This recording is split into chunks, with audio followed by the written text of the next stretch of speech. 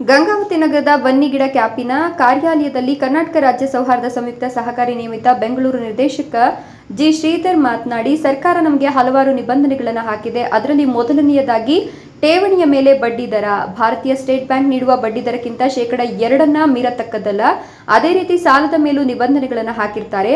ಸಹಕಾರಿಗಳ ಹೆಚ್ಚುವರಿ ದ್ರವ ಸಂಪನ್ಮೂಲವನ್ನು ಜಿಲ್ಲಾ ಕೇಂದ್ರ ಸಹಕಾರ ಬ್ಯಾಂಕ್ ಹಾಗೂ ಅಪೆಕ್ಸ್ ಬ್ಯಾಂಕ್ಗಳಲ್ಲಿಯೂ ಹೂಡಿಕೆ ಮಾಡತಕ್ಕದ್ದು.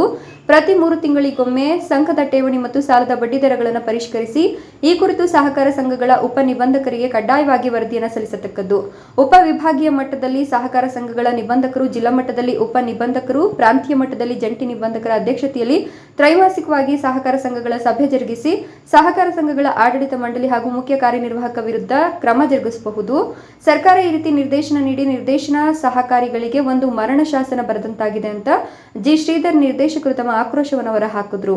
ಈ ಸಂದರ್ಭದಲ್ಲಿ ಕೊಪ್ಪಳ ಜಿಲ್ಲಾ ಸೌಹಾರ್ದ ಸಹಕಾರಿಗಳ ಒಕ್ಕೂಟದ ಚನ್ನಬಸಪ್ಪ ಕಡ್ಡಿಪುಡಿ, ಅಧ್ಯಕ್ಷರು ಲೋಕೇಶಪ್ಪ, ರಾಜಶೇಖರ ಆರ್ಸಿಬಿ, ನಿರ್ದೇಶಕರು ಕುಮಾರೇಶ ಸಿಂಗನಾಳ್, ನಿರ್ದೇಶಕರು ಅಭಿವೃದ್ಧಿ ಅಧಿಕಾರಿ ನಾಗಲಿಂಗಯ್ಯ ಪತ್ತಾರ್, ನಿರ್ದೇಶಕರು ಸೇರಿದಂತೆ ಇನ್ನೂ ಮುಂತಾದ ಪತ್ರಿಕಾಗೋಷ್ಠಿಯ ಮೂಲಕ ತಮ್ಮ ಅನಿಸಿಕೆಗಳನ್ನು ವ್ಯಕ್ತಪಡಿಸಿದರು. Sharanappa, NKS TV4 Gangavathi. ಮತ್ತು ಈ ಒಂದು ರಂಗದಲ್ಲಿ ಸುಮಾರು 45,000 ಕೋಟಿಯಷ್ಟು ದುಡಿಯುವ ಬಂಡವಾಳ ಸಂಗ್ರಹ ಆಯಿತು ಮತ್ತು ಪ್ರತಿ ವರ್ಷ 500ಕ್ಕಿಂತ ಹೆಚ್ಚು ಒಂದು ಲಾಭವನ್ನು ಗಳಿಸತಕ್ಕಂತ ಕೆಲಸ ಮಾಡಿತು. ಕಳೆದ ಸಾರಿ 550 ಕೋಟಿಗಿಂತ ಹೆಚ್ಚು ನಮ್ಮ ಸೌಹಾರ್ದ ಸಹಕಾರಿಗಳ ಒಂದು ದುಡಿದಂತ ಕೆಲಸ ಆಯಿತು.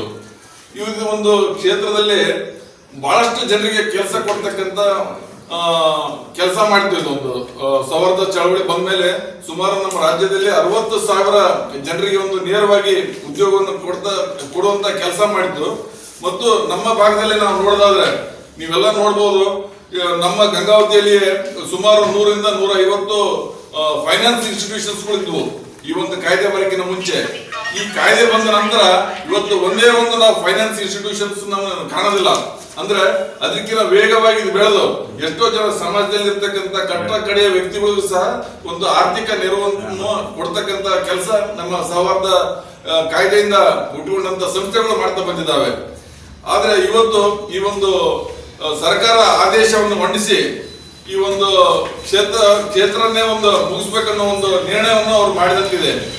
ಅವರ ಒಂದು ಆದೇಶದಲ್ಲಿ ಇರ್ತಕ್ಕಂಥ ಒಂದು ಮುಖ್ಯ ಉದ್ದೇಶಗಳು, ಈ ಪಾಯಿಂಟ್ಸ್ಗಳು ಹೇಳೋದಾದ್ರೆ, ಠೇವಣಿ ಮೇಲೆ ಬಡ್ಡಿ ದರ ಭಾರತೀಯ ಸ್ಟೇಟ್ ಬ್ಯಾಂಕ್ ನೀಡುವ ಬಡ್ಡಿ ದರಕ್ಕಿಂತ 2% ಅನ್ನು ಮೀರತಕ್ಕದ್ದಲ್ಲ ಅಂತ ಹೇಳಿದ್ದಾರೆ.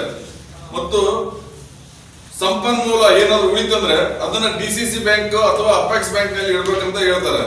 ಆಮೇಲೆ ಪ್ರತಿ 3 ತಿಂಗಳಿಗೊಮ್ಮೆ ಒಂದು ARCS ಅಥವಾ DRO ಅಥವಾ ಉನ್ನತ ಅಧಿಕಾರಿಗಳ ಮಟ್ಟದಲ್ಲಿ ಪ್ರತಿ 3 ತಿಂಗಳಿಗೊಮ್ಮೆ ಅದರ ಸ್ಟೇಟಸ್ ಅನ್ನ ಅಥವಾ ಮೀಟಿಂಗ್ ಅನ್ನ ಮಾಡಿ ಅದನ್ನ ಬಡ್ಡಿ ಪರಿಷ್ಕರಣೆ ಮಾಡ್ಬೇಕಂತ ಒಂದು ಆದೇಶದಲ್ಲಿ ಅದು ಇದಾಗಿದೆ.